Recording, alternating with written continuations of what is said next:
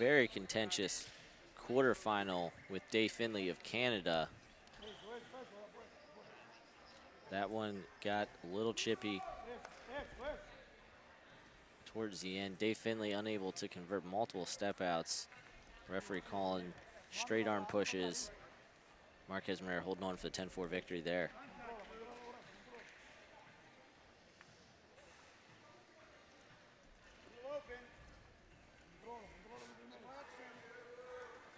Here in action on blue. Passive offered, passive confirmed. First one against Marquez Moreira. Looks like they never gave the challenge cube back, so they're gonna take that over to Cuba before we resume.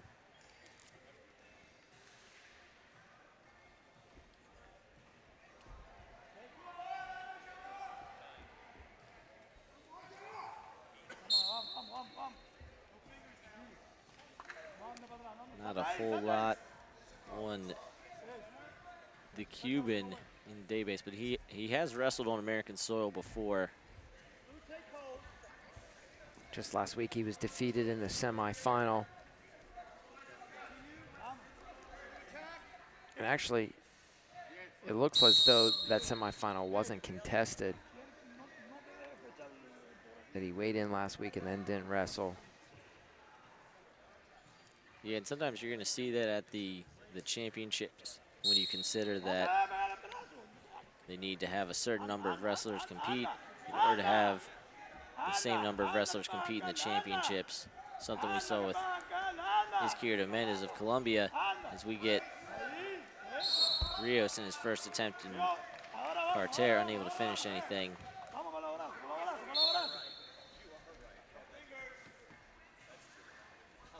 Something we saw out of Colombia, a couple other countries entering people multiple weights, just to be able to enter someone into this weekend's Pan Am Olympic qualifier. And Hernandez Rios opens the scoring with the step out 1-0.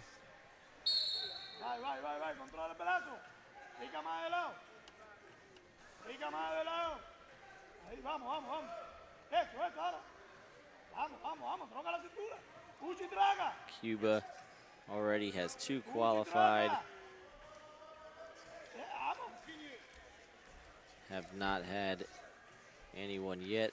Their wrestler at 85 kilos did not compete today. We already saw 59, they're qualified there. This is going to be their first attempt to get qualified for Rio, as we'll see Hernandez Rio get his second chance on top in forced parterre and a point against Marquez Moreira for Rios.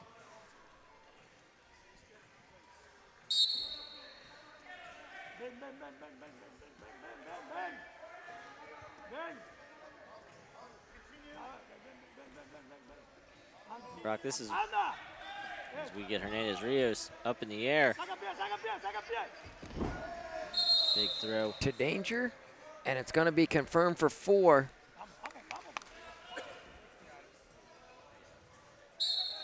And that's one of the main things separating freestyle from Greco. You don't see a lot of forced parterre in freestyle.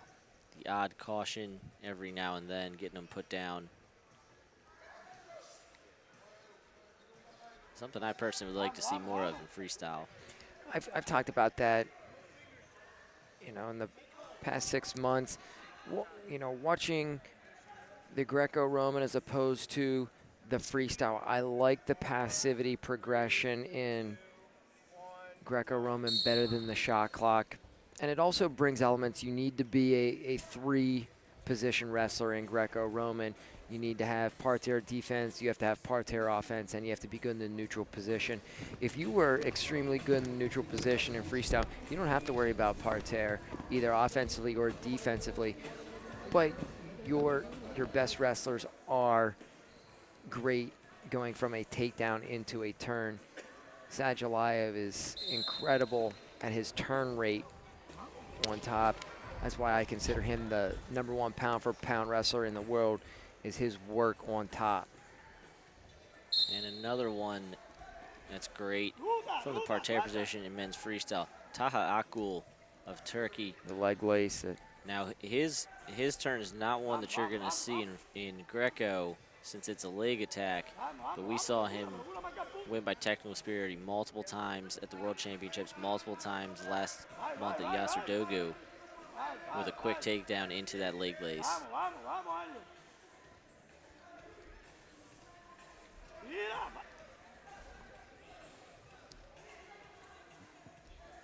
Hernandez Rios taking his time, but a takedown here, if he's able to get one, he would finish off the bout. But we're going to get an attention for fingers against Hernandez Rios. Talking about Taha Gould, think about how the rules have influenced the techniques used. Whenever it went to one lace, you know, it kind of took away, you know, it's really tough to get to a lace, but it used to be if you could get there, you could close the bout out. Then it went to that one turn rule, the same as the gut wrench, and you couldn't use multiple laces in a row. Coming back to it, it takes a little while for the techniques that went out of fashion to come back in, that those kids are, you know, using those coming up through the ranks, where why am I gonna work so hard for a lace when I can gut wrench the guy and get the same points? Guts, if it's not a trapped arm, you don't normally see turn, turn, turn, where a lace, even if you're wrestling the best guy in the world, you get a good lace locked in. It's very difficult to defend that. And that's really how we saw, as we get in it. It was the first passivity call. But that's really how we Hernandez saw Rios. Hernandez Rios' 59-kilo teammate, Barrera Molina, win in the World Finals. He got a trap arm in the first 10 seconds and finished that bout off in under a minute.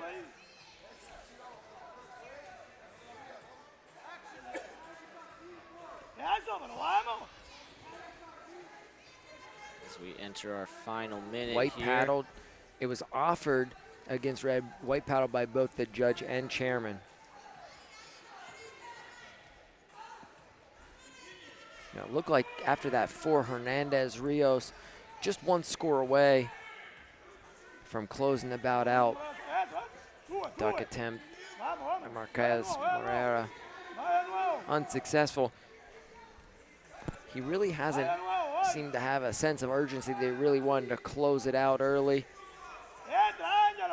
But he has the 6 points. He wants to be cautious, not give up anything big. And Marquez Moreira, I saw him twice in his quarterfinal go feet to back against his opponent from Canada. Hernandez Rios, though, never put himself in that position, never leaned on Marquez Moreira like that to allow him an opportunity for the throw. Yeah, the whole foot goes out. With 4 seconds left, that extends it to a 7-0 lead. I'm going to guess that's how it finishes. Marquez Moreira looking, flying squirrel off the restart, not able to get up over the top. Yusande Hernandez Rios of Cuba, another qualification spot earned this weekend. 75 kilos Greco-Roman, the 7-0 decision for Hernandez Rios. He will take on Munoz Yaramillo of